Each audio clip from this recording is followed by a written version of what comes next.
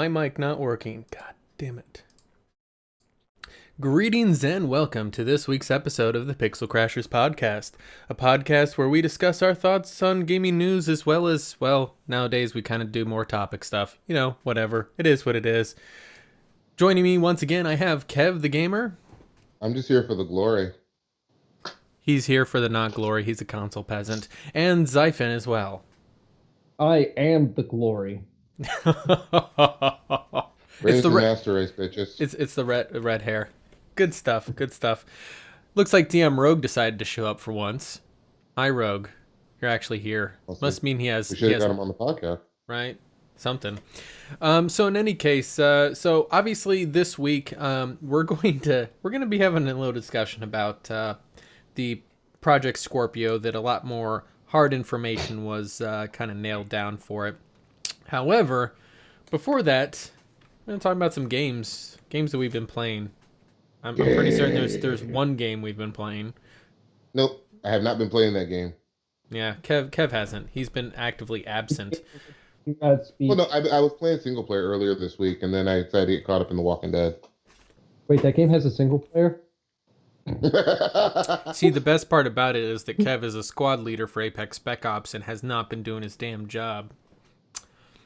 I'm gonna have to talk to Grim. I'm gonna have to talk to Grim and have you guys have you demoted. Maybe we can get Xaiphen on there because he actually plays the game. Play the game, but I don't consider myself consistent enough to run a squad. That's true. But yeah, so in any case, so how's The Walking Dead? Isn't there a new season out for that, Kev? Yeah, that's what I've been playing, season 3. I started a Let's Play on it on my PS4, and then my save file corrupted, so I'm like, fuck this, I'm playing it on PC. Or at least I can back up the damn save file the way I want. So use the Telltale Cloud plus Steam Cloud, plus I can have a local backup. Isn't that the one where Clementine becomes a psychopathic serial killer? Essentially. This season, she is an angry 13-year-old. With I think good reason. She's been shit on by basically everyone around her.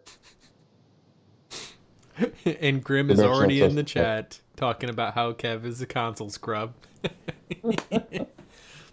See, Grim calls me a console scrub, but he don't see me on He's on Xbox. That's the funny part. Yeah, like he didn't see me on that console in months. You know when I get on Xbox? Never, because they finally added decent matchmaking to Halo. Well, it's not decent, but I can pick a match. I have a server browser. So I go play a match on my PC. You have a server browser. Cross-play to Gears. That's something that I don't think Halo 5 actually has on console. Do they? Mm-mm. Yeah, no. I didn't think so.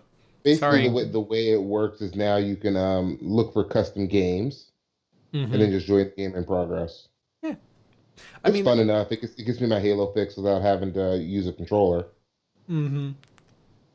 And then soon they're going to add full crossplay for Gears. Hell yeah. To all modes instead of just social. That's something that everybody should cheer about a lot more because crossplay is something that we desperately need more of. Well, I understand the whole mouse versus keyboard thing, but I personally haven't seen a lot of it, like as far as being a problem in Gears 4. Like, these console dudes can play the damn game very well. So here's my thing: is that little mini rant? I think we've gone on this one before. Is that so? Regardless of mouse maybe having an advantage in first-person shooters and RTS games and that sort of thing, I think it is. It's a lot of marketing BS, right? Because the truth is that it should be an option, at least an option for people to do it on any given console. Like, they should have the ability to choose if they want to crossplay. And I think it's like, especially like, say, Mass Effect Andromeda, you can't find it on crossplay, and I'm pretty certain that's largely because of Sony, because Sony wants to keep all of their players locked in the closet. They want to keep all the Sony player base like a fungus, like mushrooms, locked in a cold, damp closet where they occasionally shovel some shit in there to them. And well, they shovel a lot of games to them. Exactly. He said. Exactly. I assume he was referring to the exclusives of shit. Well, not that the games themselves are shit. The way that they're handled is pretty shitty. That's just Right. all Yeah. me. Um, Though, I was thinking about that actually the other day because we had that conversation last time about exclusivity. yeah. Yeah, I was thinking about that, and I'm like, I don't know. I've slightly altered my opinion on that. I I, I, I, I almost get it I almost because it's how feel you like so. sometimes I almost feel like there's people watching that don't ever say that they're watching. Um, because right after we did that podcast, Rags made a video where he was ranting about it. Oh, I didn't even know. Yeah, and essentially it was the same thing. Like, the like having a little bit more sympathy for first party exclusives, but as my point stands, the like you having, excuse me, you having exclusives to me tells me that you are not confident enough in your hardware platform to let it stand on its own. You have to Well, force people to buy that console if they want to play a certain game. I do agree with. I understand that point of view. Yeah. I also think, how do you market to non-technical people about the benefits of this hardware? I think that's part of where the Xbox One failed in 2013. They tried to market features, for example, to a non-technical audience. It's easier to just say, "Hey, here's a bunch of games." Yeah. Well, the thing And is it's that the sad part is that people are kind of dumb, for a lack of a better term, sometimes when it comes to technical things. no. Here's the thing: is that So it's easier to just say, "Hey, you can have all these games if you want, and we're not even going to bother with the technical jargon." so here's the thing. Can you tell me really, like, get down, like, I'm a dumb consumer, like I have no technical knowledge whatsoever, without talking about a single game, any game at all? What is the difference between the Xbox One and the PlayStation 4? Without talking about games, I can't, Uh, which is my point. that no, that's the problem. There is not really a difference. I mean, the UI looks different, right? The Yeah, I controllers think are a the little bit Xbox One different. has a better UI, but they Y- have, other than It's that, not they even have better. similar We features go to with it. differences, not even better or worse. We go with differences. They have a different operating system and different controllers. Mhm. That's it. And the Yeah, controllers are Hardware's basically the hard, same. hardware's near identical. I mean, yeah, the Pro's a little bit beefier, but still, in the like Xbox Scorpio. One versus, yeah, exactly. Yeah, but the thing is, my point is that the whole exclusive thing is a smokescreen. It's meant to Hmm? distract you from the fact that these consoles are completely fucking unoriginal. I give now, while I hate Nintendo, I think that Nintendo as a company is maybe a half a step up from Apple for how much I think that their corporate bullshit annoys me. But careful, Kev. Don't show that on stream. They might try to fucking content ID claim our podcast. All right. The thing is, here's my thing: is that while I don't like them as a company, I will give them credit. They try to do something fucking different for once, rather than making the same damn consoles over and over. Granted, they But they make the started same doing, good games over and over. huh? They're just as bad as Microsoft. They make the same game over Yeah, and over. no, that's a different story. That is a fault. Yes, they keep doing the same damn games, but at least hardware wise, you can straight up say, all right. So if I tell you what's the difference Xbox One, PS4, you're like, eh. But if I say, hey, what's the difference between the Nintendo Switch and the Xbox One, you're like, oh, a fuck ton, right? Yeah. Well, it's a hardware versus software argument. The reason I couldn't find the difference is because hardware wise, they're not that much different. The things that make them different are their software. I'm talking the soul of the actual essence of the console is not a game, right? Well, here's the thing: is when you Right, start it's getting the into library, software, arguably. when you start getting into software arguments, like, oh, the difference is the software, the difference is the software. Well, that starts coming into the problem of, like, all right, you use a computer.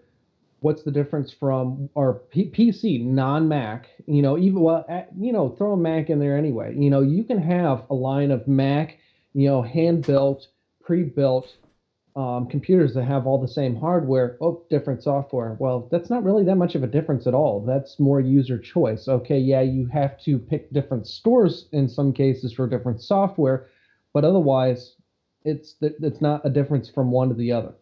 In all reality, you can hand build a system that has all the hardware requirements to throw OS X on there, Windows or Linux.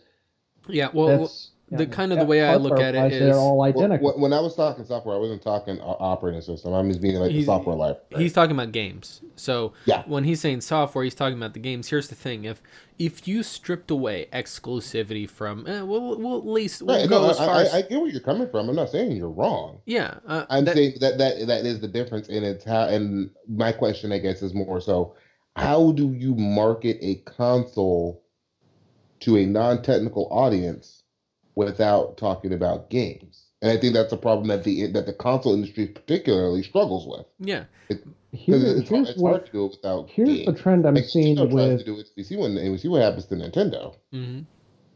Here's what I'm seeing on the the heavy end consoles. Let's look more specifically at the Xbox. Here's what I'm seeing for Xbox versus PC is they both have near the same gaming capabilities, more or less. You've got the Xbox keyboard, One's mouse. slightly You've got peripheral differences, but you look at the system processing, the operating system. The Xbox operating system is a variant of Windows 10.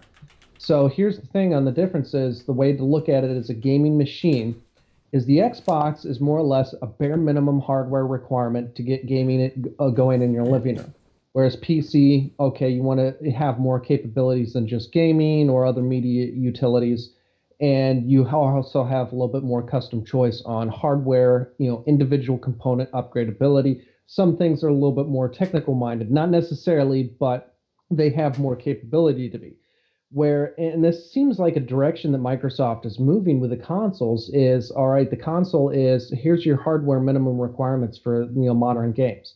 And the reason why, and that even includes the Scorpio. And here's why, is 4K TVs. Yes, 1080 is the most prominent resolution across TVs and PCs, straight out. But 4K is becoming more common because 4K monitors and TVs are becoming a lot cheaper and easier for people to get access to.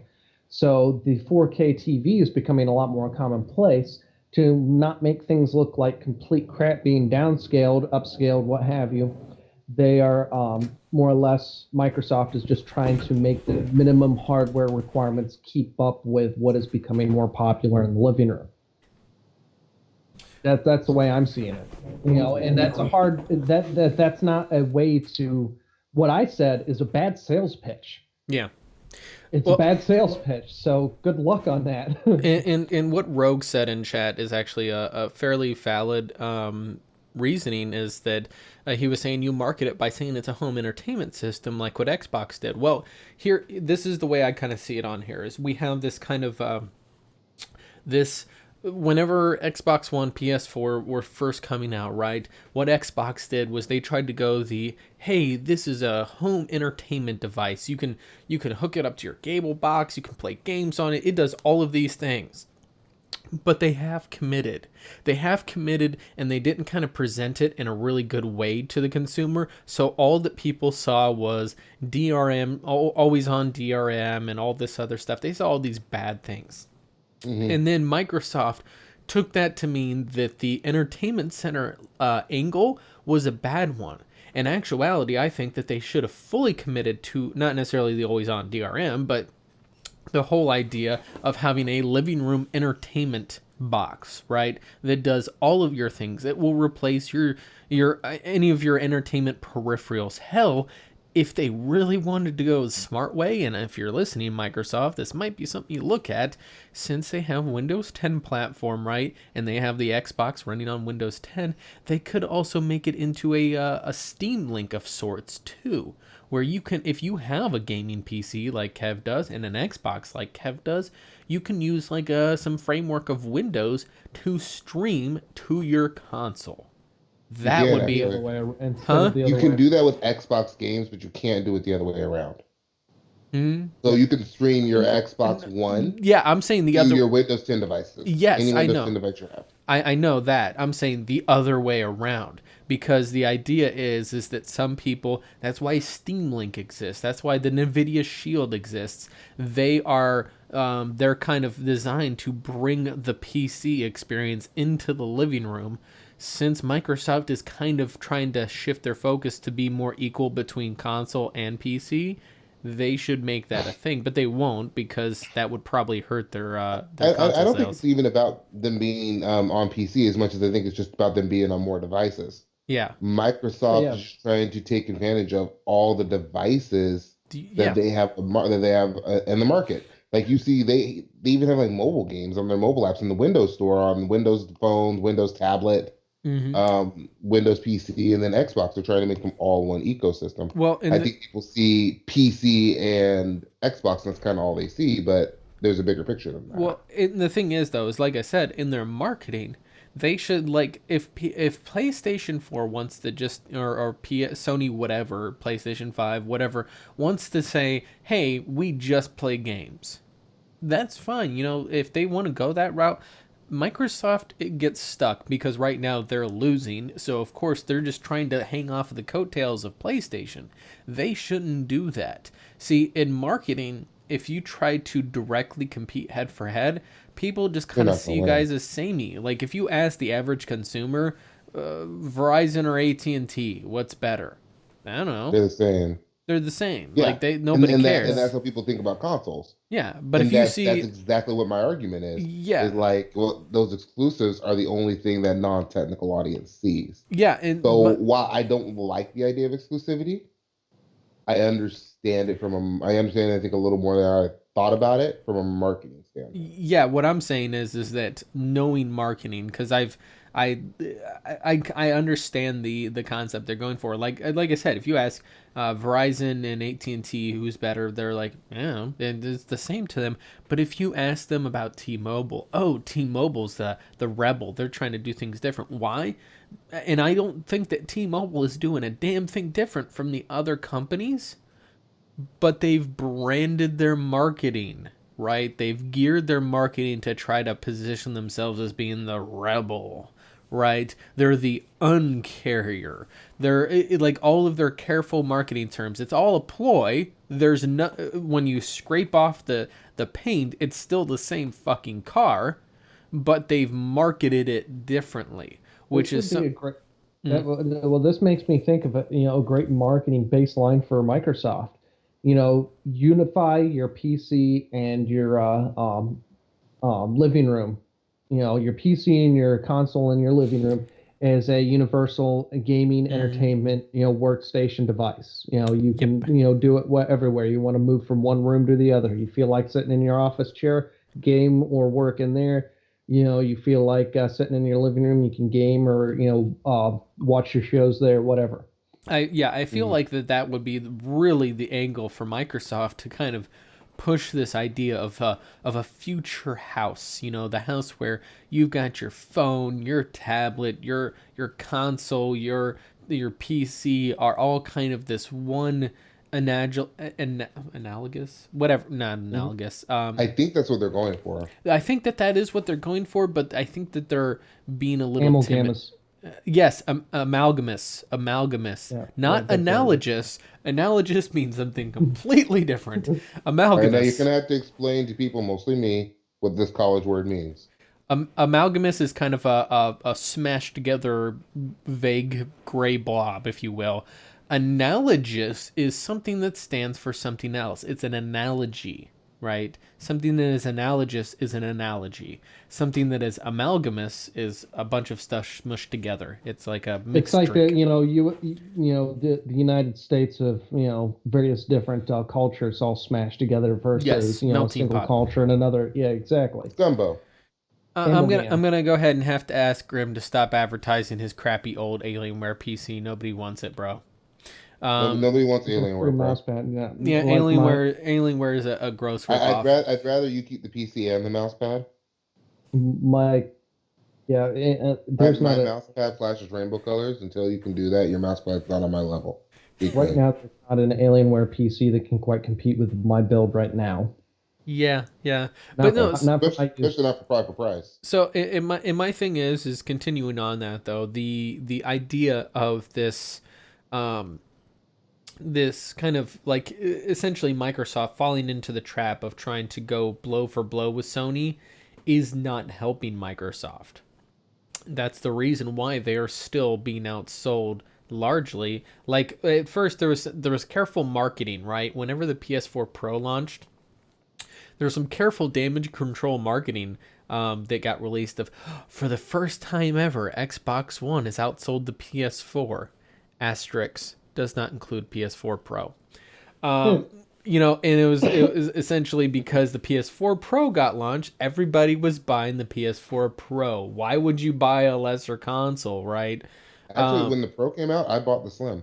Yeah, well, no, what I'm saying is though is that like when they accounted for sales, they only accounted for sales of the PS4, like the PS4 Slim, whatever, the regular model. They didn't account for the sales of the Pro, which again were significantly more than Xbox. Yeah, But selective. were they more? Because I heard the Pro didn't do well. No, it's done well enough. I mean, it's like out when Sprint advertises, we have the fastest wireless network. You know, you look at Asterisk, Baltimore only. yeah, it's like it's all Well, it's all that's how a lot of these Xbox fans operate, though. well that's how all of them Like, operate. Xbox One outsold PlayStation in North America only. Well, the thing that's is, how a lot of marketing works in general. yes, you cherry pick the shit out of those statistics. Here's my thing: is that really when it comes down to it, is that I think a lot of these how do you put it? A lot of these different groups that you that see on there. And this is one of the things that I bug about there. You know, no offense to the guy because I actually like him a lot, but Anchorman has been going on a lot about recently how, you know, the PlayStation fanboys are all hating on the Scorpio and stuff like that, and They are. they did the same. Like they were like, oh, they didn't have anything to say when the PS4 Pro launched. And I'm like, listen, the and about how, man, if we had an Xbox with the exclusive of PlayStation, it would be amazing. And I'm like, no, it wouldn't, because it's still fucking pushing that exclusive narrative.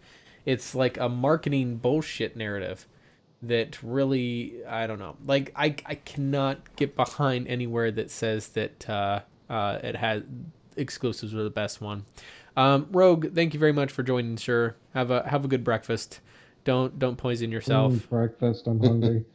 Yeah, that's why I ate. Speaking of, I thought pizza was breakfast. Yeah, it is. Isn't that how this works? Especially if you have pineapple on it. Yeah, Yes. Xaiphen and I were talking Don't- about that don't the show we start. away. Yeah, unfortunately, I don't have any leftover pizza to eat cold right now because I forgot to get some last night. I do, Maybe and it has pineapple tonight all instead. over it. For all of you What folks watching, it's a sensuous combination of the salty savoriness of bacon mixed with the subtle Putting sweetness of pineapple. fruit on a pizza is not food Glorious. porn. It's the opposite. You know, That's what most people tell me, there's too. some people Pineapples are that one of could my think of favorite it as toppings of pizza. there's I do some people pepperoni, that could think of mushrooms, you know, pineapple. It is amazing. there's some people that could think of fruit on pizza as food porn. Those are the same kind of people that like, you know, geriatric porn too. I'm just gonna put that out there. You know, there's very small fan base. Xaiphen's included in. He's part of that fan base. And let's just go ahead and change that ticker to really what it's about. Mortiel just wants to watch the world burn. I like pineapple on pizza. There's one of my live streams I did a few days ago where I was just like eating it very sensuously and saying, "Oh God, the pineapple, it's so good." Like just Does that also triggering include people. Anchovies? Oh no, I like anchovies too. I love that. It's actually great. You know, mix them all together, get some almonds, pineapple, anchovies, toss it all on the pizza. Yeah, I also realized that my little bot there talking about me playing Mass Effect Andromeda. Yes, I normally do play it, but today I'm not. So I forgot to turn that off. I'm gonna have to really quickly do that. Yeah. Apparently, this is Mass Effect Andromeda. In case you guys didn't know. So in any case, though, on the kind of console topic, though, if you guys could pick a like. For PlayStation 4, so obviously you have, right, you've got you've got the way that Microsoft seems to be going, right? But how would you take PlayStation in a different direction? I don't know, honestly. Here, like, and granted, it's not completely original, Mm-hmm. but they started on this a while ago, and they kind of just like, as far as I've been able to tell, information on it has just kind of fizzled out. They've been lackluster on marketing, but Sony has, I think if not the most powerful, one of the most powerful mobile gaming systems out there right now. Which, granted, doesn't have a huge amount of popularity because most of the time, if people are mobile gaming, they're perfectly happy with the simple games on phones. Mm. But Sony has a potential to market something like the Nvidia Shield from their angle, more or less, push out a more powerful PlayStation, game in your living room on the TV, or seamlessly transition to the whatever the name of their newest mobile gaming system is. Other than that, like I I think don't. Sony's done with mobile gaming. They've all but shut down the Vita. Really? Yeah, and That's I think that unfortunate. was the thing is as far as I can tell, is that that was their last vestige of having something slightly Hmm. unique. Exclusives are not unique. That doesn't count. We've Yeah. Well, they're not, but at the same time, I think the biggest problem with Sony is that their identity comes from their exclusives. Yeah, it's and People, when they that's think of Sony, and it's a very, they kind of think of that like that with Nintendo too, yeah, and that's where it's like, honestly oh, well, it's we come to these two for exclusives, and then then you think about it with like the difference. I'm going to use Xbox as an example. I think of Xbox as a social platform more mm, than anything else. I can see that to a certain extent, although I will point it out there that I think of Xbox like a social platform, like I think of a fraternity as being a social platform. It's the best Yeah, friends money can buy.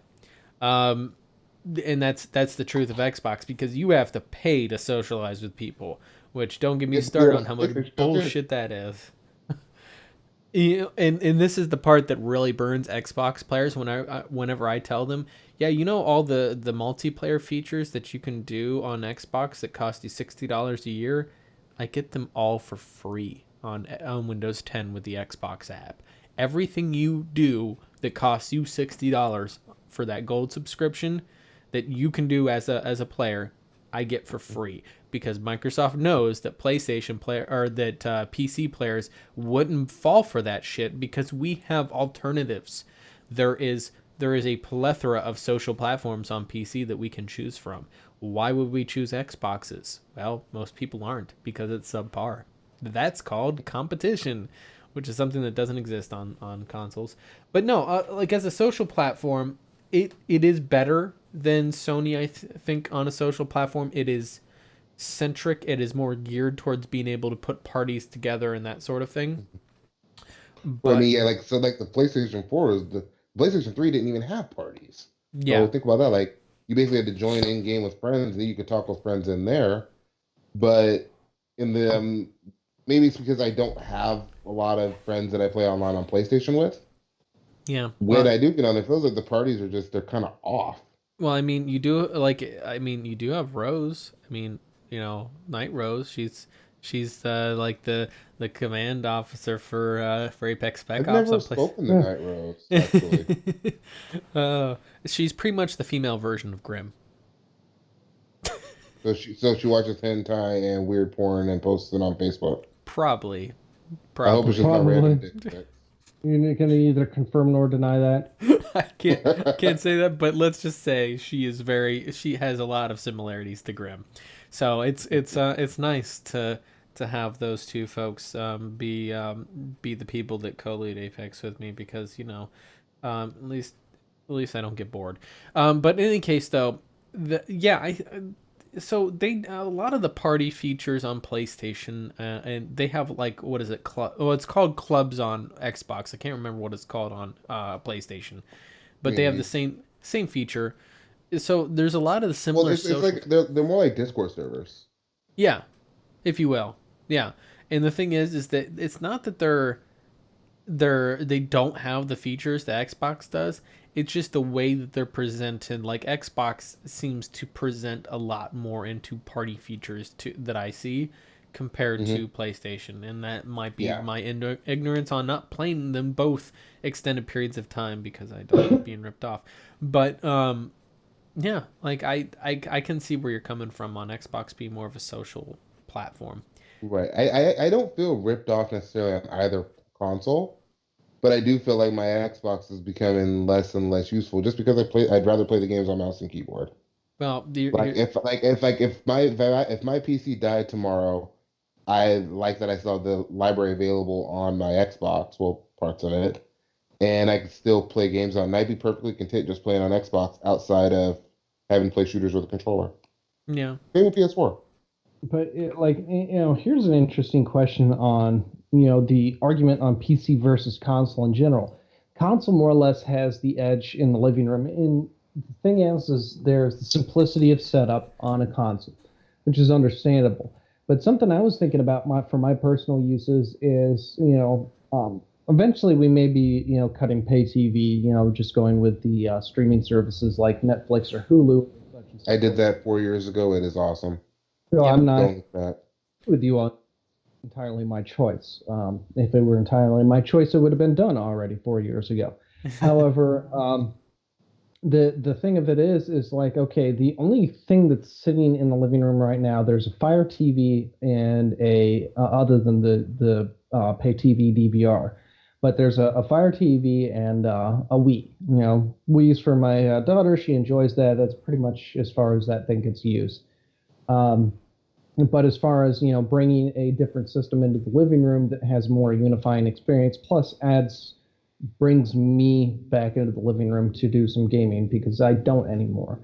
My thought on that would be, okay, do I want to look at this point, like I've had Sony before, they're okay. I've had a PlayStation 2 and a 3. Actually, I've had a PlayStation 1 through 3. And they had their ups and downsides, but at this point in time in my life, like I just don't care about Sony anymore. It's not that I dislike them, I just don't care. I have no motivation to invest into Sony at this point in time. Mhm. I don't see that going to be happening in the future either. So something I'm looking at, try and convince me on this, is and now I'm a technically minded person, so yes, I could build a compact PC, throw that in the living room. So let's throw that part out the window. Pretend I'm not a technically minded person. Do I want to get, say, an Alienware Alpha and throw that in the living room? This would be something replacing the Fire TV, or just go with Xbox One or Scorpio. What would be the better option for that? Well, Depends. Like I would say how much you looking to spend because I like the Alpha. yeah. I like the Alpha. I don't like small form factor PCs in the living room because I still don't feel like there's really a smooth way to control it without a Steam controller. Yeah. In fact, the Steam Yeah. controller right now is probably the best way to go. Well, Just, but you look at just here's the maneuvering thing. Windows.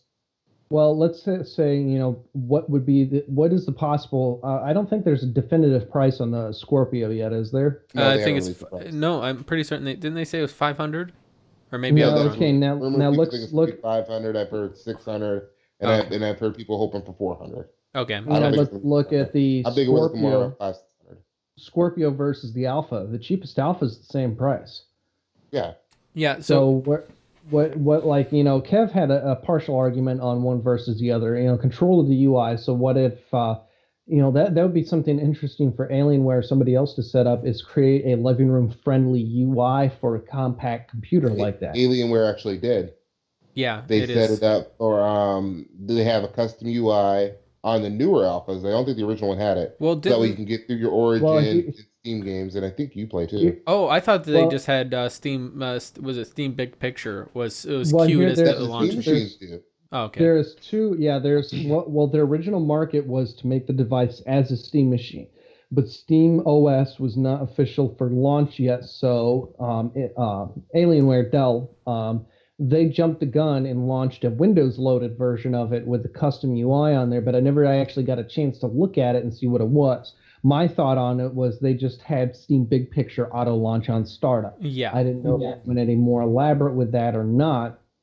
From what Kev says, they've actually improved upon it and made it more inclusive of other launchers. Yeah. That's my understanding of it. That's what I've heard.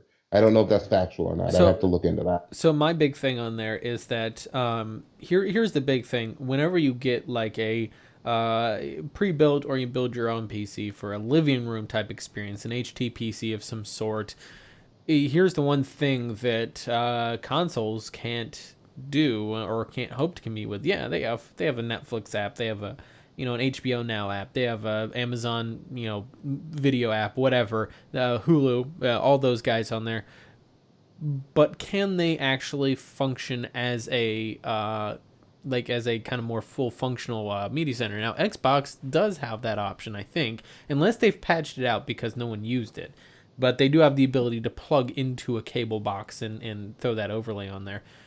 No, But the Xbox One S has that, and I believe the Scorpio is going to have it too. I yeah, have a One S. so they Well, that's so, something. Yeah, that's something a computer is not going to have, at least not in that size format. yeah, You Yeah, not can the size format. build, You can't get PCIe cards yeah. that do that. Well, But yeah, here, but in at that, the same time, you can also just get Kodi. yeah, yeah, and that's where I was going is Kodi. You know, essentially you can have Kodi and you can turn it into a DVR box, throw whatever storage you want in there, and you can have all the streaming apps, all the videos on there. Now, of course, when we mention Kodi, we have to make that disclaimer of there are some apps on Kodi that I would recommend you guys possibly avoid, just because right now there's a lot of legal crackdown coming on for Kodi's apps because they do technically pirate well, the they're content not. they get. Yeah, they're not Cody's apps. They're third-party No, they're apps made third-party to apps, work. yeah. Yeah, they're third-party apps made to work with Kodi. The Kodi software itself is completely legal and rather awesome. You know, I've dealt with it before. I use it for an home network streaming service for my personal, legally purchased copies of DVDs that are on my computer. I can stream those into the living room from my office computer, and I use Kodi to do that with. You know, that right there is a completely legal setup and all that stuff, such stuff. And there's not any other software that I've found that can actually match that versatility as far as something like that goes. Yeah, because to be frankly honest, the way that Kodi functions, it's great. Like honestly, like the workstation laptop I have here that I use, it stays in my office most of the time, but I have many occasions just like thrown it, hooked it up to one of our TVs, and it's got Kodi on there, and then I can just watch whatever shows on there. I can DVR stuff, that sort of thing. I But used to before I bought my Steam Link, I had a little laptop doing something similar. I would hook it up to my TV, have it auto boot into Steam Big Picture, yeah, and and let my kids play random indie games. yeah, I've done that too on, well, not kids, but myself, because I have to be One has eight see. kids. You heard it here first.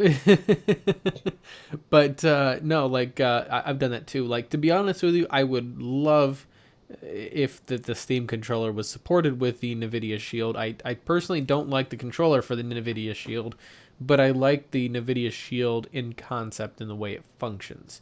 And I really wish that that was more of an option than anything, as a more, I guess you could say, universal platform. Like if the NVIDIA Shield was more agnostic to peripherals.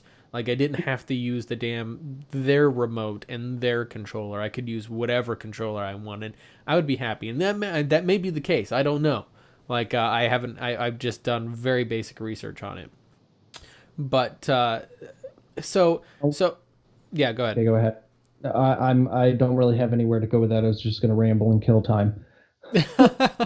See, this is Ramble what for the win. Blame Travis. this is why I host the podcast.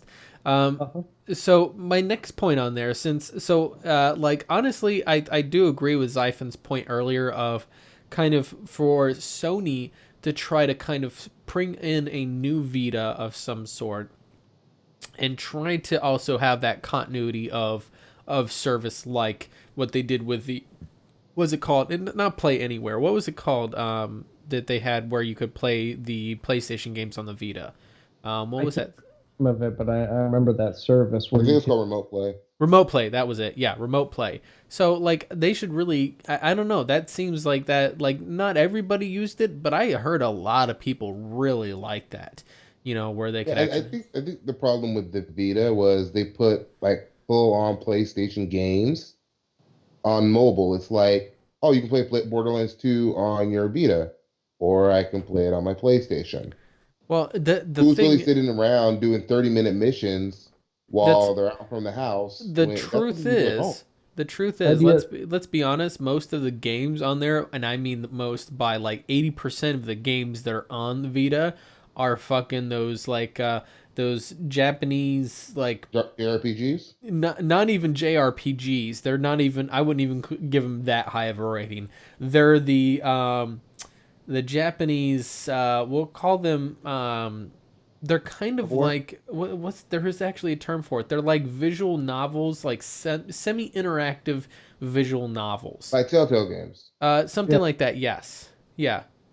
And there's a name for them. I can't remember what it's called, but there's. We'll call them Telltale games. Yeah, we'll call them. Except they're none of that quality. Like I'm not a big fan of Telltale games, but I will. Novels or interactive graphic novel. Yeah, they're interactive graphic novels, but that's and yes, Grim, you are correct. There actually are a lot of direct porn games on there, interactive movies and bad ones. Yes, they're like dime a dozen. They're the equivalent of the Harlequin romance novel if it was Japanese and on the PS Vita. That's essentially what it is. They're very cheaply written, mass produced, and are not very good quality at all. That's the truth of it. By the way, hello Dodger, welcome to the stream.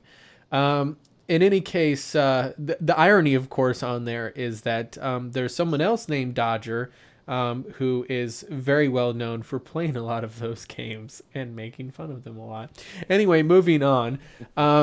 So I think that if they really emphasized like some kind of second screen functionality with the Vita, like the Wii U did it all wrong. Let's be honest. They fucked it up. They royally messed up the second screen possibility, and I don't feel like they really thought it out. But I think that if Sony really kind of if Sony were to really push the second screen functionality with a Vita successor, I feel like that would be a good selling point. Like it's an optional extra piece, just like the PlayStation Move. Hell, it'd be great is to have it with like a remote viewing for someone, like say someone's playing PSVR and having a second player interact with that person who's on the VR headset, like say a horror game, and I get to choose what jumps out and scares you from that second screen. That's a pretty damn good idea, and they could make that into a valid selling point right there.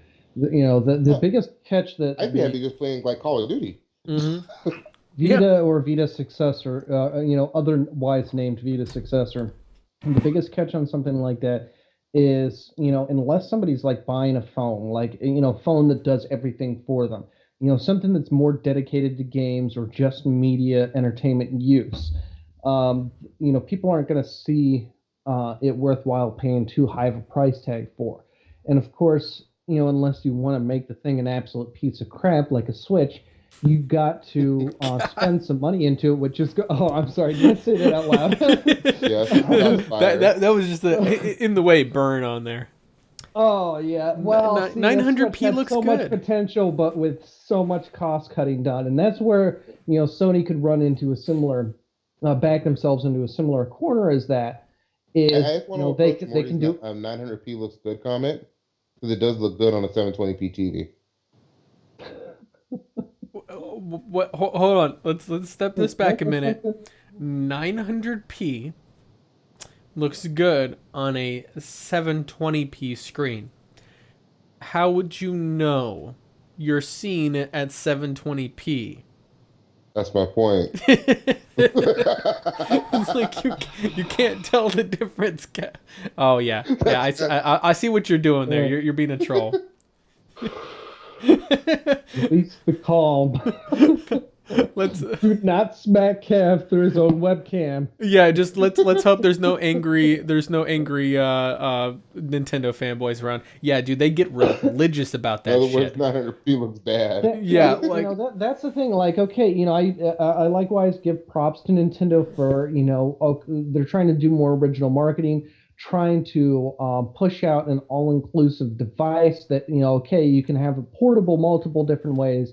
You can have it, fixed to your TV with less variations, but still a little bit of variations. And then they, use the, contract with the cheapest fucking hardware manufacturers that they can find. Like, what the hell, man? Big drop of the ball on that one. Well, here's spend a little bit more, charge the customers a little bit more. You're not directly competing with Xbox or PlayStation, so you don't need to directly compete with their price tags. Well, the thing is that the price tags of consoles are carefully researched. You say what you want about Sony, Microsoft, Nintendo. They definitely do their fucking homework. They really research the hell out of it. And so when they hit around that $400 price point, they have researched the shit out of that and found that is probably the ideal price point where they can the most they can charge, where people will readily accept it, where the average person, and then they can cost cut it down to 350 or 300 or whatever. Yeah, I think between 300 and 400 is the sweet spot. Yeah. But I think console players will pay up to about, the average consumer will pay up to about 500. Yeah. So here's the thing, And though, is that you've got to, it would have to be like a high end console. you've I think got to 600 PS3, everyone learned that shot Sony in the foot. It took them years to catch up. The problem is, and this is where a lot of the console makers are kind of figuring this out, the more you just flat out charge for a console, like $500, $600, $599, that looks bad. But if I charge $399 for my console, and then you've got to pay $59.99 for each controller, $59.99 for each game, $59.99 a year for online service, plus all this. They essentially, Microsoft, Sony, and I'm pretty certain Nintendo all sell these consoles at an initial loss. Like the actual price, like to manufacture an Xbox maybe costs $4 or $430, right? They sell it for $400, so they're actually taking a $30. And that's an example. That's not the actual figures, but they actually take a little loss. But then they recoup it from the subscription service. They recoup it from the amount of money they charge to developers and publishers on the back end to push content to players. And of course, those publishers and developers have no choice but to push through their platform. Unlike on PC, where, yes, Steam also charges on the back end for certain stuff. However, you don't have to use Steam. If a publisher is big enough and powerful enough, they can make their own fucking platform, like EA did with Origin, like CD Projekt Red does with GOG, or Ubisoft does with Uplay. They have the option to do their own thing if they want. But on console, so they're trapped. They have to pay that. So they recoup losses from the publisher by charging on the back end, from the consumer by charging them extra for these other things. Because let's be honest, an Xbox controller, just the regular Xbox One controller, $15 to make. I'm going to guesstimate there, including the R&D, maybe $20. $20 per controller. They charge you $60. So yeah, that's kind of what you're looking at there. They're making a $40 profit per controller, and that's me being generous. To be frankly honest, they could cost even less than that. But I'm being generous and saying $20 per controller. That's really the way it works. And if you look at the Switch, I'm pretty certain is sold at a loss too, but they don't have the online service up and running yet. So now you have them charging. Isn't it going to be like $20 a year? I heard like $20-$25 a year. I have no idea. The only reason I see the Switch being sold at a loss is not necessarily hardware costs, but rolling in R&D costs. Exactly. Yes, and then they can probably lower it. Once they break even on the R&D cost, they can probably lower the cost and sell it for like $350 or $300 easily. But the thing is you notice their peripherals go through the roof because they don't have that subscription service that they are charging for yet.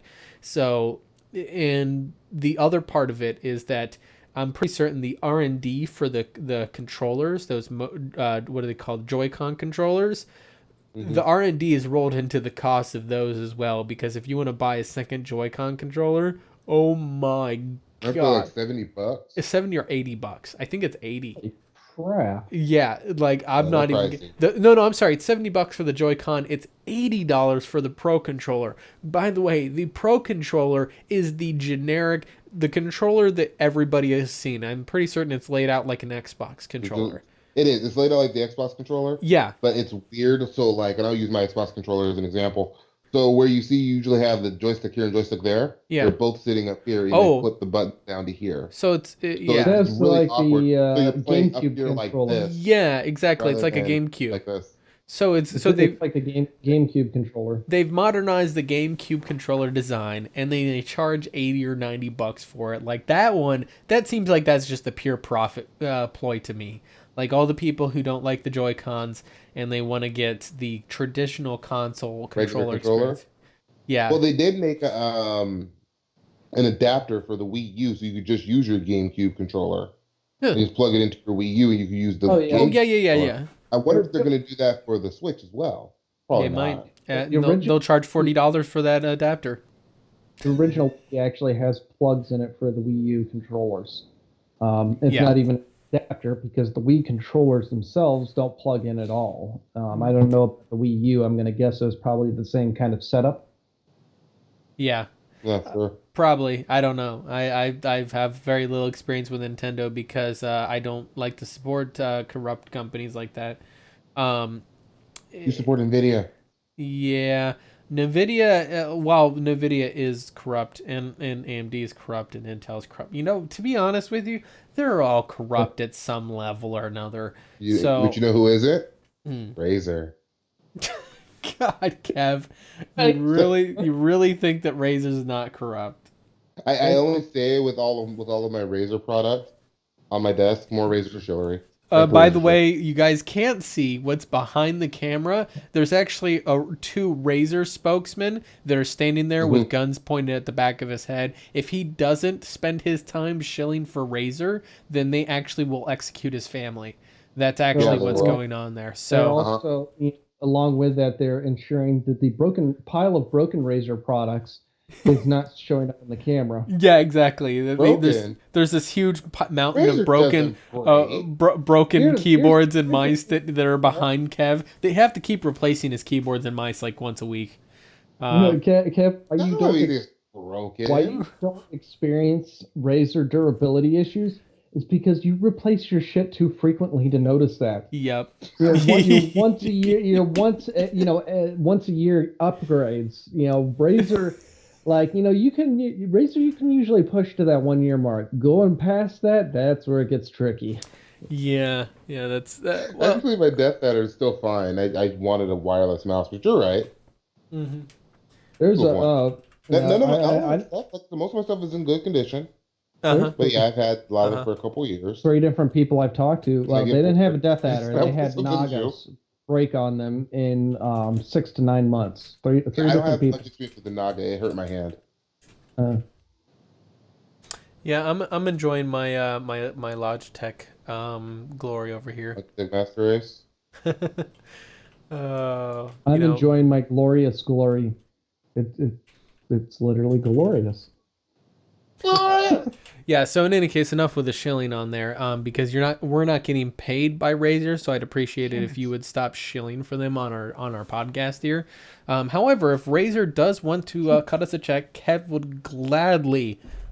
would very much gladly, spend about 5-10 minutes shilling your products. So I'm just saying, Razer, if you really want to, we'll take that money, but we'll obviously disclose it, unlike some people who don't disclose shilling. Anyway, moving on. So here is my final kind of point as we round out the last half hour of the show thereabouts. So as the Project Scorpio becomes more clear, and obviously the hardware on it is starting to sound quite a bit more like a low-end PC, like a proper low-end PC. So my question would be, since it's becoming more and more like a PC, and eventually, let's be honest, consoles will be just plain PCs, how do you market a PC to console gamers? Placebo.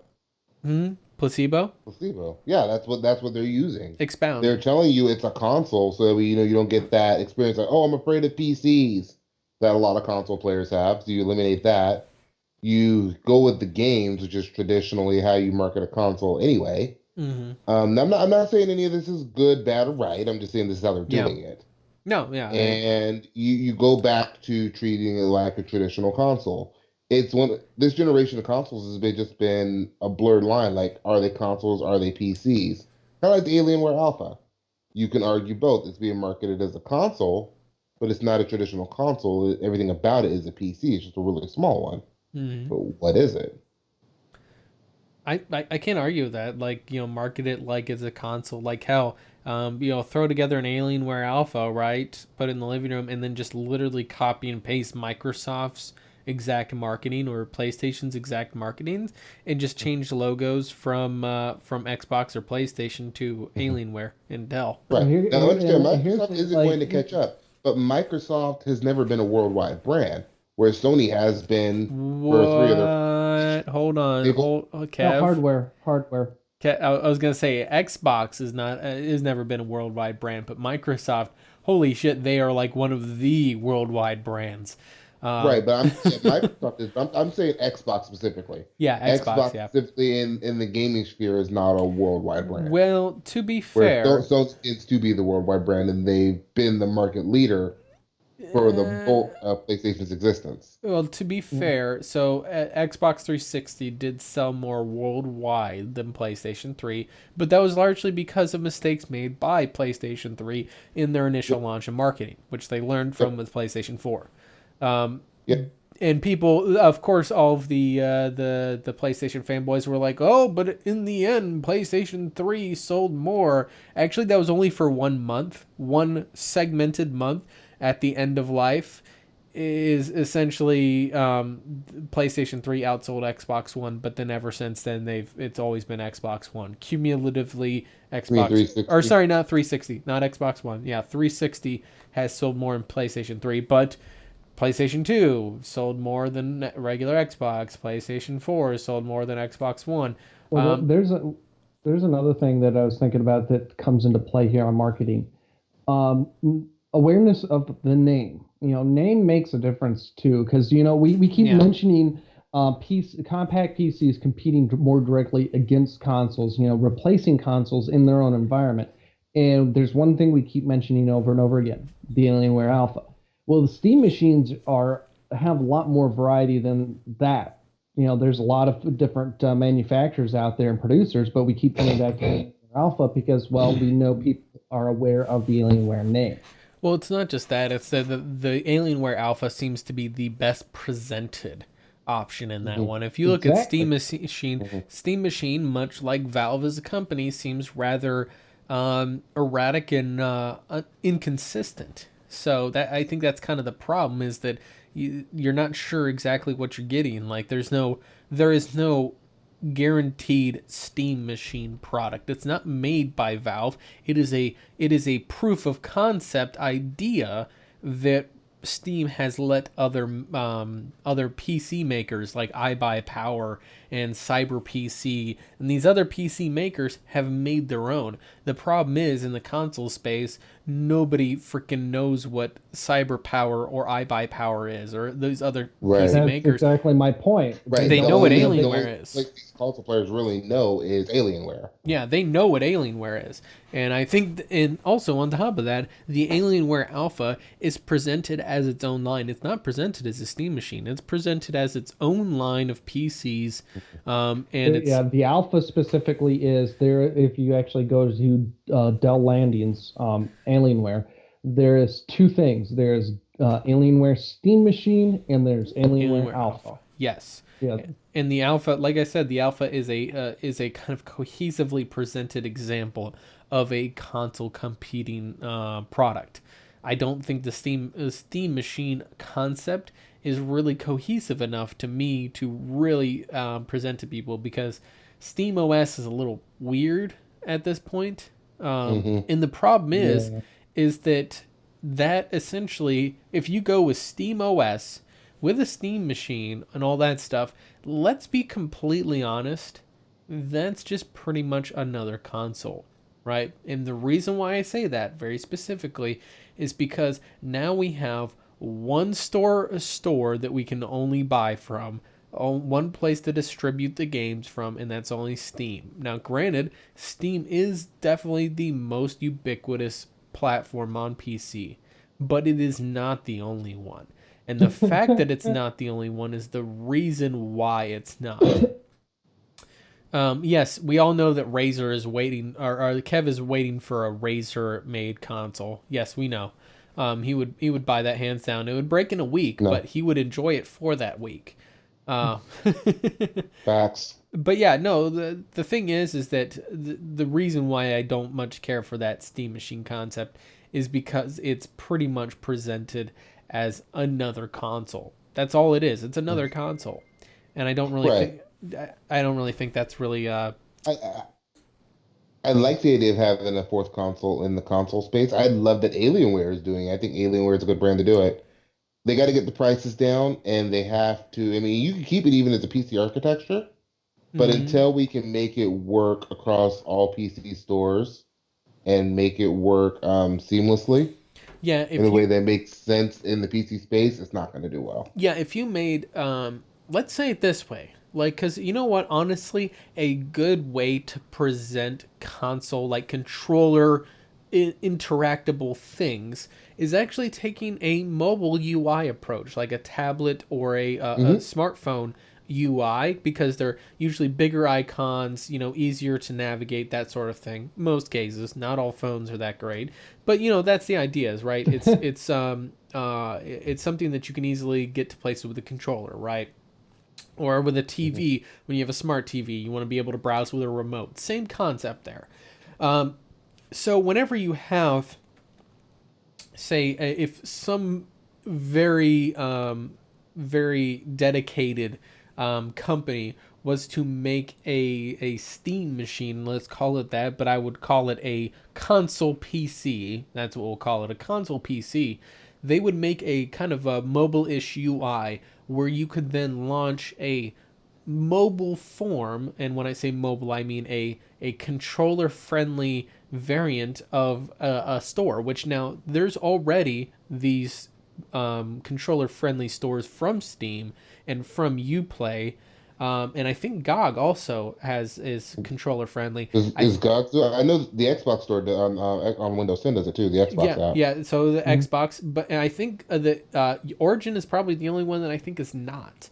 Hmm. The rest Yes. of them, the rest of the all the big players seem to have some kind of like. I think that freaking Uplays is actually the best. Yeah, shocking. I'm saying You that do? Ubisoft's, yeah, Yeah. because I the really like Steam it's Big Picture mode. uh I'm more of a mouse and keyboard guy all the way, but I like Steam Big Picture mode. well, the way that, Well, here UPlay doesn't even require big picture. It doesn't require a yes, full screen to work with that. exactly. Yeah, that's where I'm going, is that essentially it is A, you don't have to have it full screen, and B, it can you can swap back and forth on mouse and keyboard or to controller, which you can do with Steam Big Picture as well. But the major thing on it is that it doesn't have you don't need to change the UI to make it more friendly to one or the other. It's friendly to both all the time. And I think GOG is very similar in that regard, but I think Uplay, I honestly, as shocking as that is actually the one I like the best. But yeah, it's not the Steam Big Picture's bag, nor is the Xbox one. Those are both pretty easy to work with. Xbox obviously is controller influenced, so it's designed for the Xbox. Yeah, Uplay's the best at one thing. Pretty much everything else Uplay does, and Ubisoft as a whole, is they love to ruin games. I'm still fucking salty about Wildlands. I'm gonna be salty about Oh Wildlands. yes. Ubisoft, you fucked it up. Anyway, moving on. I would love to see a kind of mobile-ish looking um, PC UI that allowed you to launch into these stores, and you could I, have multiple stores. That's the big key. Competition. Microsoft, here's your cue. Update your game mode. Yeah, right. you brought up something a long time ago about PCs that I think would fit here. You were talking about unification of the platform, Yeah. standardization, if you will. Yep. How do you unify all the platforms on PC, even bring in your emulators, your independent games like League of Legends or something, put them all into one interface. That way you can get that with them on the fly on a controller, keep up with all your accounts, and do everything seamlessly on your PC in one place, like a console does. My Oh, Yeah, big here's problem with PCs in the living room space it's been is the done. UI, and I've said that many times. Some people don't get it, or they cherry pick places like Well, Big Picture mode where it works really here's an well. argument against that right away. Microsoft has done this already. yeah. But people hated it on their PC. Windows 8, the original Windows 8 UI setup, where you had the start screen, that would have been perfect. Um, Unifying slash. It would have been so, great, but then you have to make it work with controller too. so here's the thing. First of all, start screen is in Windows 10. It's just a toggleable option. A lot of people bitched about the start screen, so they made it Yeah, an I opt-in love the start feature. screen, and you can do it in Windows 10. Yeah, you can. But here's the thing. So my thing would be, here's an idea for Xbox. Like here's the thing. This would be something that would be a brave move by Xbox, and to be honest with you, they'll never do it because it would hurt Takes them, balls. huh? It takes balls. Because it would take balls, and they would probably not see it as from a short-sighted standpoint. But if you made the Universal Windows platform, the UWP platform, open to these other game makers to have a, like I said, you take, say, for example, the Steam Big Picture mode, right? If you would take just that big picture mode and slap it into a UWP app, you take the kind of console variant of Uplay or of GOG or whatever, these controller friendly ones. Throw that controller friendly only mode into a UWP app, right? And then you essentially have like a game mode toggleable, which by the way, they have a game mode in Windows 10 now. I've got the Well, update on like there. I just said that they mentioned that they needed to refine their game mode to include a UI along with it. Yes, I agree. I'm actually about to install the creators update on my PC after the podcast. So Yeah, see how it goes. that was installed in unintentionally installed right before my live stream last night. It was great. As it's 10 minutes till, and I'm still waiting for the update to finish. But yeah, so in any case, like in that game mode, you just make it switch it to like a controller friendly UI. Yes, you can use a mouse with it still, like you can with Steam Big Picture or these other controller friendly interfaces. But Hmm. the thing is that you essentially allow, the big thing on here is that you don't charge the game makers, the platform makers, you don't charge them to push updates. That's the key, because if Hmm. Xbox said, "Oh, you know what, Steam, you've got your store app there, your game updates," well, you're gonna have to pay money for you to push games to your app, like that, like double charging, because Steam already charges the game maker to push updates. Then Steam gets charged by Microsoft to push those updates. That's where shit would get shady as fuck. Right, Um, and I almost feel like they have third-party applications that do things like this, like a shell for all of your games. I saw yes, when Game Ranks actually had a video. I forget what the app is called. But I was watching Game Ranks and I was going to try it, and that's actually where my idea came from. I just wish somebody did it like natively in the operating system. yeah. Where I was talking before, you can pull your emulators and all your games into there with the EXEs. I don't know if it would work for Windows 10 games though, because they're not EXEs. Yeah, I don't know, and that's the thing, and especially yeah, because Windows 10 ones, those there's been a lot of complaints because you can't mod them. Rogue, welcome back. I did want to throw out there, I'm sorry you missed us, dissing on Nintendo, because I do know that Rogue, you're a big Nintendo fanboy, so feel free to respond with all of your outrage that we were criticizing Nintendo. Uh, I'm We'll kidding. do it again. And by the way, Dodger, yeah, like Ubisoft gets a lot of shit for being a very hated company. So does EA. To be frankly honest, those two publishers are not the worst two. The worst two, in my No, opinion, for publishers slash games company is Valve and Bethesda. They really need to get more shit than they currently do. no. Valve, I think think more shit. Bethesda does, Yeah. but I'm thinking more Activision, Well, especially if you Activision. get on the PC side of things. Well, Activision as well. Like Activision's just greedy. I mean, the thing I'm looking at companies that actively do some really shady, underhanded shit, and that's Yeah, Activision. I think EA takes a lot more shit than they deserve. And to be fair, when you say Activision, you got to include the other half of the company, Activision Blizzard. Um, you Yeah, know I don't have what many ill things to say about Blizzard. what did Dodger say that Apparently, apparently? apparently, Moobot is like just throwing the smackdown on Dodger. I don't know what. I don't know. I don't know Sorry, what exact. Dodger. What did Dodger say? I don't know. I didn't even catch it. Um, Yeah, Moobot apparent. Oh, you know what? They have that global banned words filter. I don't even know what's in that words list.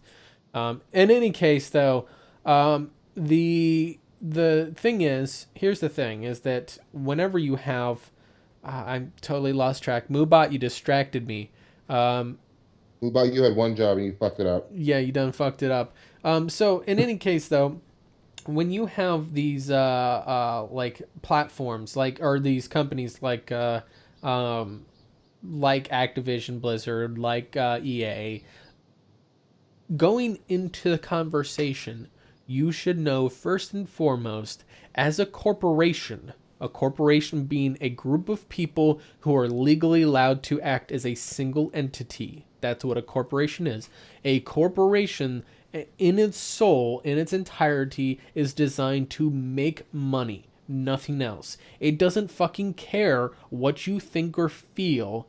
It is a cold, hard machine, and all it sees is a bottom line. Is it in the positive? Is it in the negative? It should always be in the positive.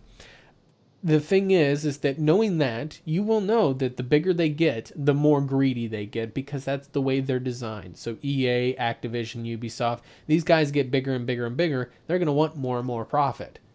You go into the conversation knowing that that is inherent. That is something that's always going to happen. The question becomes is what sacrifices do they make to get that profit? So EA, Right, yeah, that's why I talk about EA too. yeah, Because EA, I think they took a lot of shit, especially last generation, last yeah. console generation, I should say. And I feel like they've taken a lot of that feedback and tried to adjust to it. They tried to adapt. Well, it was after they won the worst company in America twice in a row, right?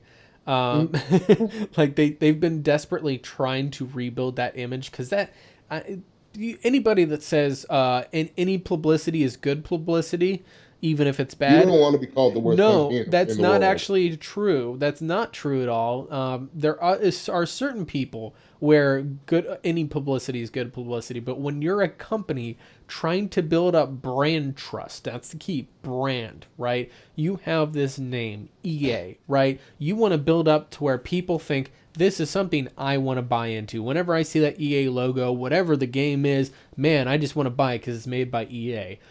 That is something that's really hard to earn. And the thing is like CD Projekt Red is kind of in that position for a lot of people because they've made a lot of right choices. They've taken a stand to show that they are with the consumer. They do a lot of very consumer friendly things. As a result, people see CD Projekt Red, they're like, I'm buying that up. You know, like they don't even question it, which obviously means that CD Projekt Red is in a position where they could easily fuck it up too.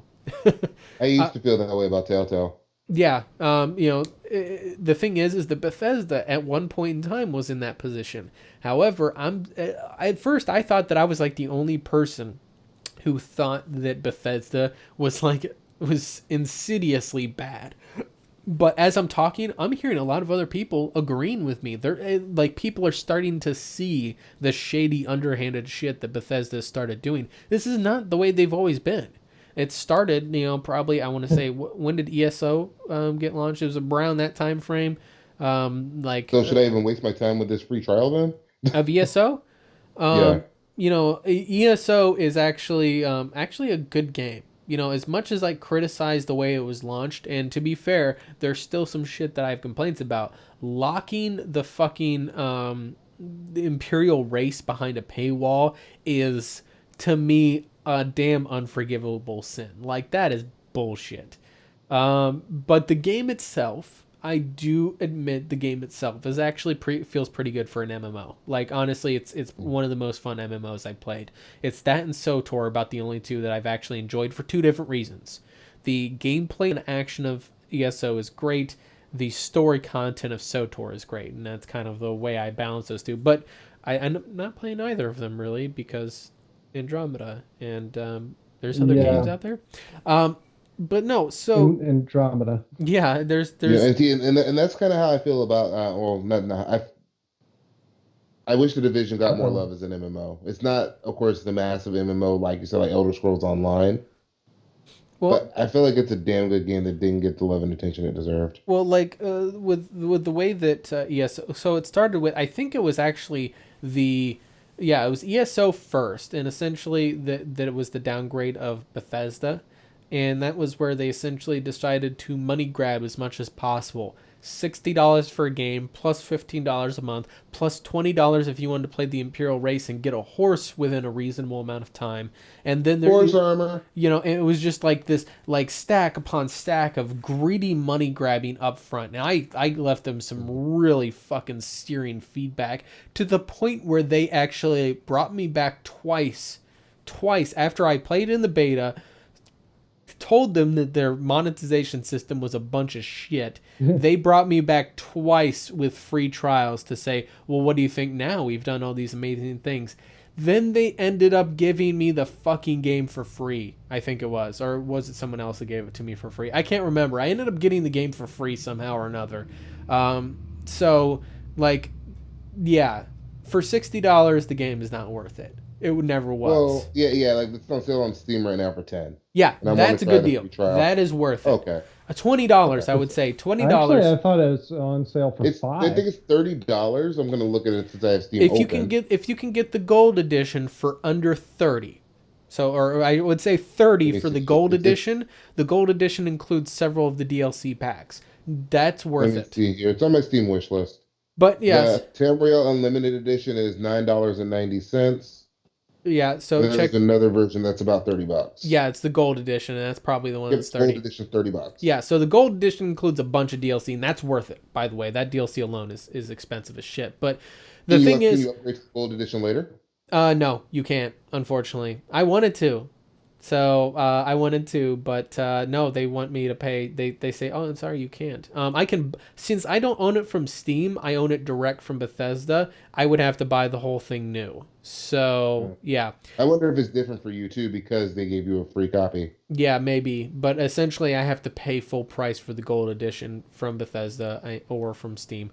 In any case, though, they started with that. Then right after that, they did the whole Skyrim mod debacle the first time, where they tried to monetize the mods for Skyrim, and then people were flipping other people's mods on there. It was horribly handled. It was poorly monetized. Like, shit was shady as fuck.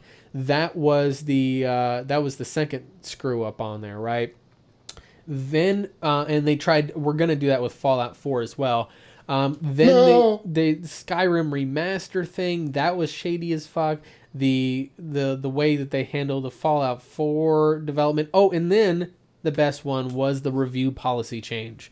The 24-hour dog shit. Yeah, the 24-hour review policy where reviewers are not allowed to get the game until one fucking day before launch. And of course, the first game that they did this with was Dishonored 2, which guess what? It was a buggy fucking mess at launch. Yeah. So, I'm just saying. Actually, the console versions weren't that bad. And it makes me think too, like, and now at least they're doing now a free demo for 1 hour. Yeah. For Prey on Xbox One and PS4. Yes. Which makes me think, okay, maybe I'm getting this on PS4. Yeah. Like, honestly, though, the amount of shady that was going on there, though, them trying to essentially silence communication about their game before launch so that they can rank in those pre-orders. And let's be honest. Andromeda did this too. No, that's where I was going to go. That's where I was going to go. Yeah. Is that Andromeda, they allowed people to, like, allowed fans, people that like the game, to stream the game a week beforehand, but the reviews were only allowed to come out the day before. Like, what? And on top of that, too, they canceled the multiplayer beta. Said, oh, the multiplayer is in good shape. We don't have to worry about it. Yeah, let's be honest. And then the whole game launched a buggy mess. Like, let's be honest. Yeah. We all know what it was. Is that they knew that the multiplayer was broke in a way that they couldn't fix quickly enough. So they just said, you know what, we're going to cancel that because they didn't want to hurt their pre-orders. That's exactly what it was. That's exactly what happened there. They knew what was going on. Because unless you're a complete idiot developer that does all of their multiplayer testing on LAN, in which case you're a moron because that's not the way that real life multiplayer works. Not anymore. Yeah, not anymore. Like 20 years ago, that's how multiplayer worked, but not anymore.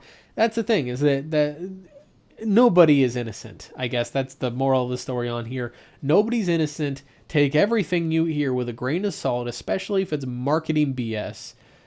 And first and foremost, when you hear someone criticizing something you like, that doesn't mean they're being paid by the competition.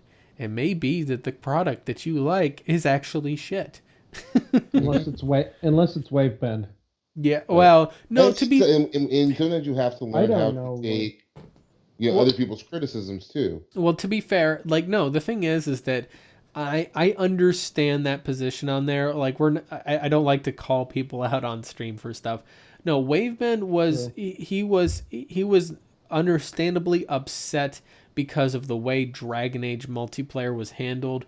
I completely agree, and he saw a lot of the same mistakes being made with Andromeda, and he was... See, that was something I was missing from his criticism. Is I was just seeing him talk all of this crap, and the only thing I got out of him is he never played any other game in the series. Like, what are you comparing this to? What's your frame of reference? You just hate it for no reason. I could not. I didn't get that part. I didn't know the Dragon Age. I caught that too.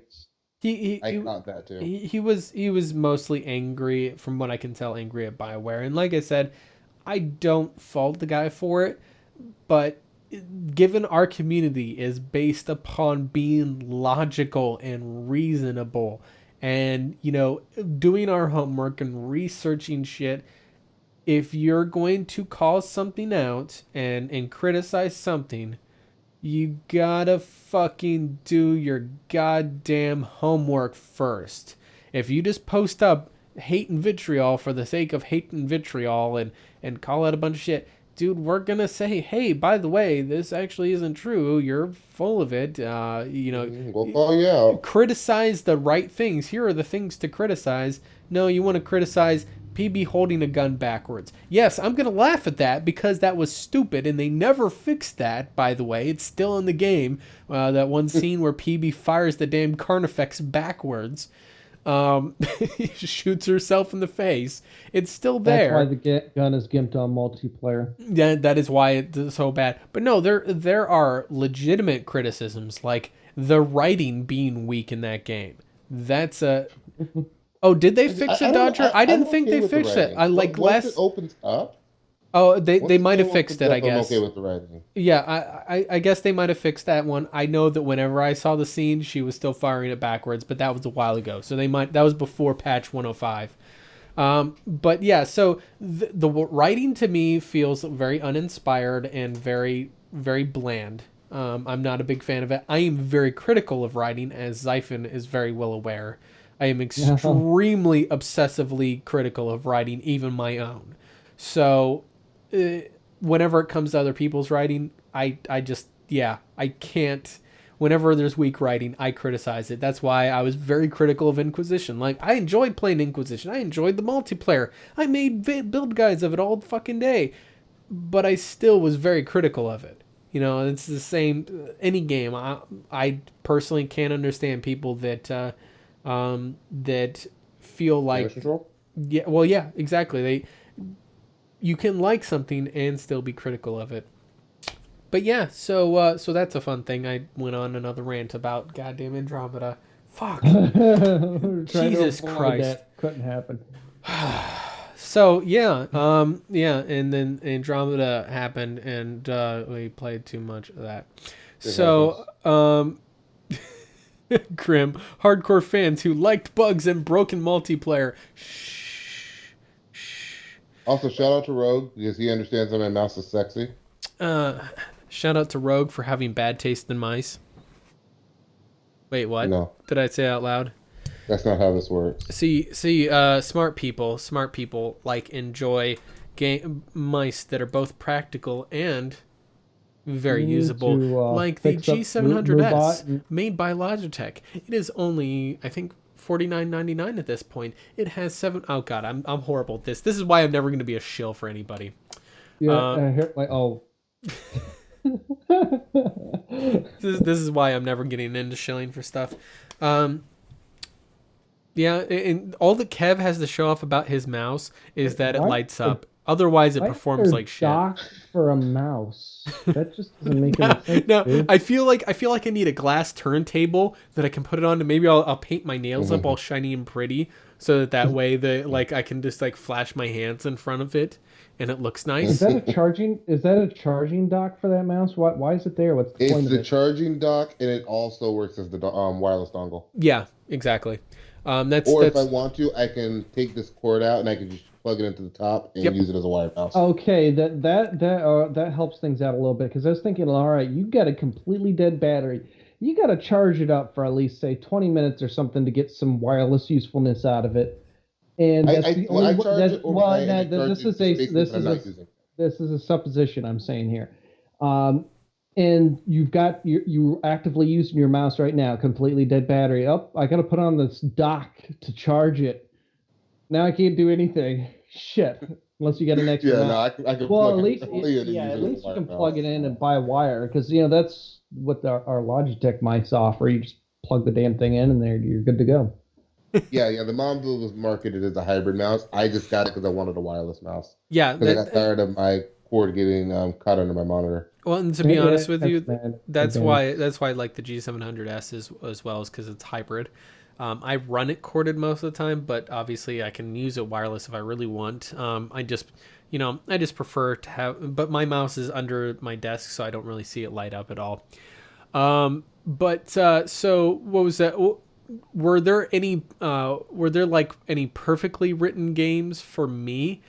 So there's games that I see that have a lot better writing, and I don't just judge writing by the overall story of the game, but Witcher 3 is definitely stands out as one of the... Witcher 3 was very well written. Yes. I think Mass Effect 2 was very well written. Mass Effect 2 is pretty well written. I mean, there were certain areas of weakness in Mass Effect 2 because they were starting to get away from... To be honest, BioWare's best writing was done by Drew Karpyshyn. And once they started to get away from Drew Karpyshyn and migrate over to other writers, which started to transition to Mass Effect 2, and then by Mass Effect 3 he was gone, and he left the company, then came back, and now he's working on SOTOR. So he's not even involved. I'm just thinking of well-written games. Fallout New Vegas, the original Halo. Yeah, I can get Original behind the Halo, original. as simple as that writing was, it was done well. Done well. Yes. The Soul Reaver games, or Legacy of Kain games in general. Yeah, I know that's reaching pretty far back there, but I was impressed with the story and the writing on that, and not just like the writing itself, but also the dialogue selection of voice actors. I thought was rather impressive for those games too. Just to throw it out there, Dodger. Life is Strange was very well written. Yeah. Real quick, Dodger. By the way, no, actually, that was completely misconstrued. If you read his tweets, he's not working on a new game. He's working on SOTOR. That was something that people misinterpreted that he said. He's not working on the new. Doing Knights of the Old Republic. Yeah, he's working on the Old Republic. People were thinking that he's working on like KOTOR 3 or something. It's like, no. Yeah, I heard they were gonna like remake it, and I'm like, oh, that'd be so nice. Yeah, well, the thing is, there may be a new Star Wars IP. He may be working on it, but that's not what he said in the tweets. Original Mario, really? You mean now what kind of original Mario? From Super Mario Brothers or Jumpman from fucking Donkey Kong? Yeah, Jumpman. That was the best writing ever. Like, I felt like those characters were so compelling. There was a giant monkey throwing barrels and stealing my girlfriend. Okay, you want to know what's disturbing? Is there was an actual background story to the original Donkey Kong, and it is dark. Yes. Like, you know what the whole point of Mario going up to, like, Donkey Kong is Mario's escaped pet, and he escaped because Mario abused the shit out of him. And what does he do to solve this problem? He throws him off of a fucking skyscraper. What? That is horrible, man. Oh, there's all kinds of horrible stories about Nintendo. I heard Nintendo used to run burlesques. No, I mean backstory. background stories of games that don't even need a backstory, but they put one in there anyway, and it's just creepy, like the background story of Street Fighter. Oh yeah. Oh, that's some disturbing, dark, like Street Fighter, like some dark pedophile crap going on in the backstory of that. It's like it's a fighting game. People get together and beat the crap out of each other. Story. That's it. No, they got to come up with something more involved and creepy and pedophilic than that. You know, see, what about they do it like Doom? The new Doom had a very well written story. You know why? You show up here, you wake up, there's demons, and we gonna fuck them up. You know, another game. Speaking of Doom, and not really like Doom at all, but you know, well written game. Fear. Spec Ops: The Line also too, but Fear. Yeah, what game have you played where your male antagonist gets raped? Gets literally fucking raped by a demon woman. Now I'm more positive games that don't involve rape. Yeah, but Spec Ops: The Line though. Spec Ops: The Line also well written. That was very well presented. Granted, the engine was very janky, but the writing I was okay with. Was that game? Yes. Escape from Butcher Bay. Oh yeah, that was also. I can't verify for Dark Athena. I heard that was very meh, but Escape from Butcher Bay worked very well with the continuity of the Chronicles of Riddick. Yep. I don't mean the movie name Chronicles of Riddick. I mean these series. Hey guys, you know what game had really good writing? Max Payne 3. Alien Colonial Marines. Anyone? Kicking you out the chat now. I'm hosting this week. We're just gonna boot Morty out because he said that the arguably one of the worst games ever made. Actually, for all the shit that it took this past year, Mafia 3 was actually very well written. It's just the gameplay mechanics were very Ubisoft repetitive. Yep. Go here, kill a bunch of guys, and twist some guy's arm. So well, and the publishers got involved. Ubisoft, you done fucked it up again. Mm-hmm. Owlboy. That sounds like a really compelling game. Rogue. I'm just gonna throw that out. That is really good. Okay, I will throw it out there. You know what game? You know what's shocking? You know what's shocking to me? When a game like Overwatch has better writing and more compelling characters than Mass Effect Andromeda, an actual story-driven role-playing game, you done fucked something up whenever that's the case. I'm just saying, Overwatch's characters, so some of them are just straight waifu bait. Let's be honest. I haven't played any recent. Stick of Truth. Stick of Truth had a great writing. Asking about recent Obsidian games. The Stick of Truth. Mm-hmm. Obsidian definitely does decent writing. You know, a game has pretty garbage writing to it. Well, I mean, it's getting better, but let's be honest, it really had no writing in it. Warframe. Well, Warframe is just trash in general, so. No, the worst game of all time is actually E.T. The Mojave Desert can attest to that with the how many hundreds of copies buried in the desert because they were so worthless that they just tried to get rid of them in bulk. Yeah, E.T. And then there's also Superman 64. Let's talk about Superman 64 if we want to talk about bad games. I didn't play it. Rise of I can the talk about some Robot badly written games. Super as much as I love the original Resident Evil games, the writing is so bad. It is fun. And that's why whenever people are like, oh man, Final Fantasy VII is so amazing, I'm like, I'm pretty certain most of that's revisionist history. You just liked it because it had a lot of cool scenes in it, and you were a little kid when you played it. If you actually go back and play it now, you're like, man, actually this is pretty weak. I don't really know what's going on half the time. I tried to play the PC version like a year or two ago. I couldn't do it. I got bored. I run into that issue when I try to review stuff I liked as a kid. Even, going into the teenage years of Power Rangers, I don't know what is wrong with you, Mort, but that show is horrible. Yes. I think as an adult, you watch it just to laugh at it because the action is so cheesy. I love that show as a kid. I went back to watch it with my son. Oh man. So Rogue. Kindergarten, I was a big fan of Thundercats, and then I look back in that. Thundercats was awful. It was when I was 4, but I look at it now and I'm like, how the hell did I watch this shit? Must have been stupid as a kid. So I will throw it out there, Rogue. That was really good. Yeah. And then they canceled it. Yeah. So Rogue, I will throw it out there. The ESO. The writing is bad because not because it's ESO, but because it's Bethesda. I have not yet played an Elder Scrolls game that has what I would consider to be grand writing. Like, they have maybe little snippets of dialogue that are decent. They have a couple of good scenes, but overall, as a whole, the writing is not the focus of a Bethesda Elder Scrolls game. It is Bethesda usually... games in general. Well, I mean, when we say Bethesda games, I'm talking about Bethesda published games, because Elder Scrolls Online is obviously made by ZeniMax Online. And when we talk about Bethesda published games, at that point, then we also have to include Dishonored, which actually, I mean, Dishonored 1 at least. I haven't played Dishonored 2, but Dishonored 1's writing wasn't terrible. It was pretty predictable. I mean, I knew exactly what was going to happen.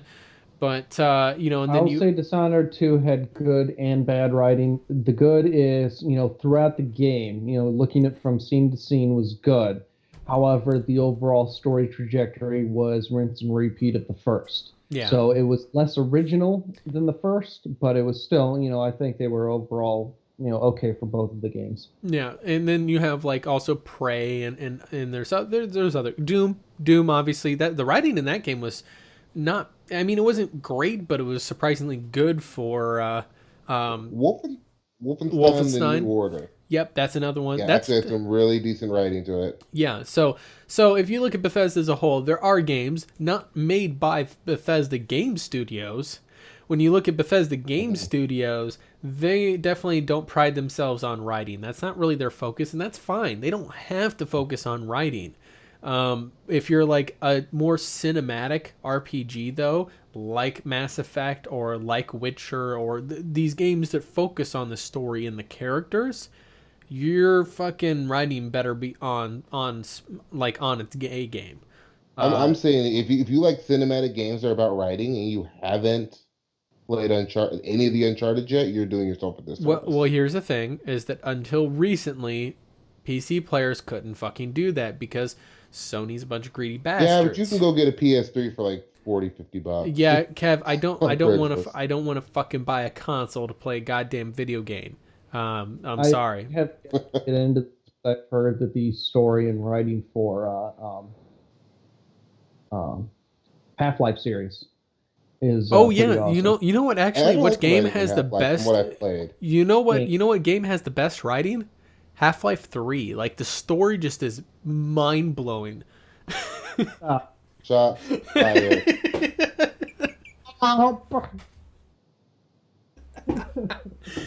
Guys, final thoughts. Go ahead, Kev. Here's your final thoughts. Final thoughts. I'm just here for the glory.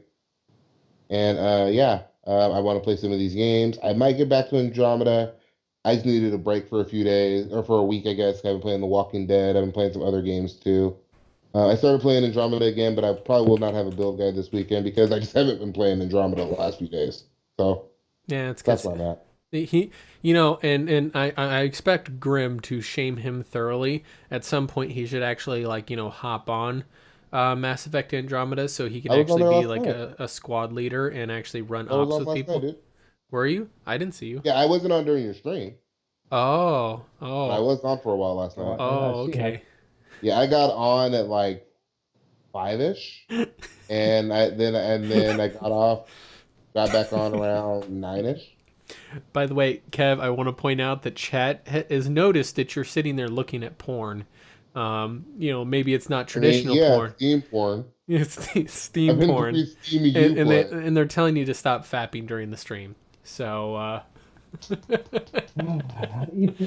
he's sitting there looking at a Steam library, installing games and all that stuff. That's equivalent to Kev fapping. Yeah. Xaiphen, final thoughts.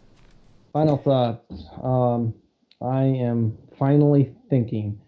You're finally thinking? That is a positive. That is a positive increase. Thinking is a good thing. To figure out how to reschedule my life because I find myself with less and less time to do stuff in general, and I don't know how I manage this, but it happens. So those are my final thoughts. Yeah. Rescheduling life in general. We will get you gaming. I game. It's just usually awkward times compared to everyone else.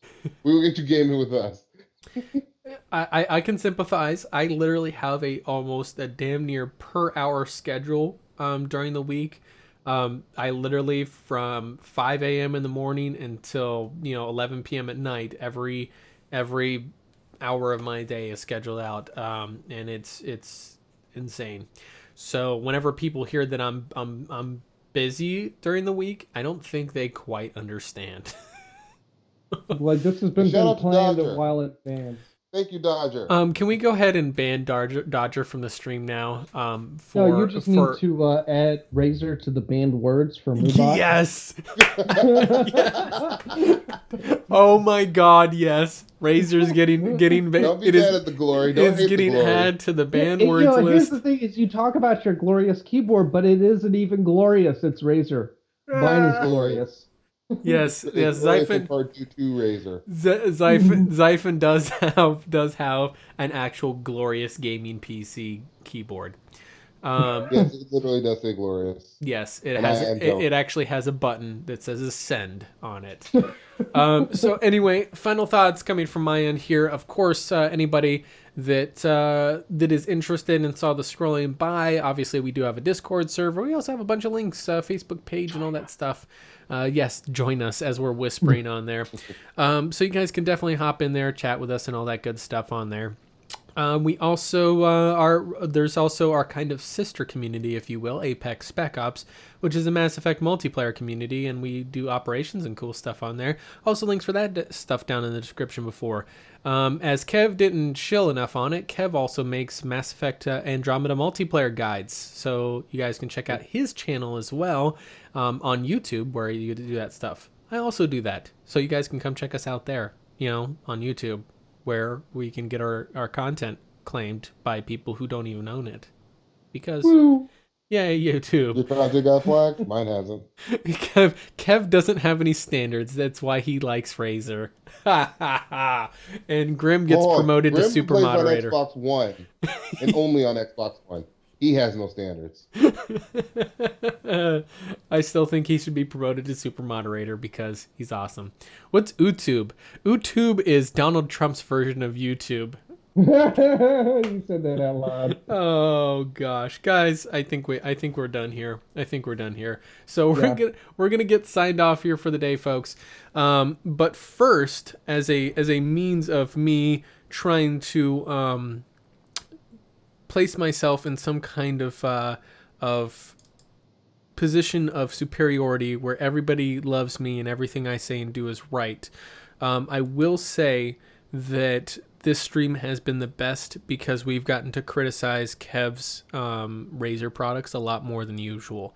So I will say that has been a very, very sincere pleasure, and I'm very happy that we were able to do that. However, I am disappointed in the people that joined us that were not criticizing his Razer products, and I think we definitely need to work on that as a community because, well, it's Kev, I'm just saying.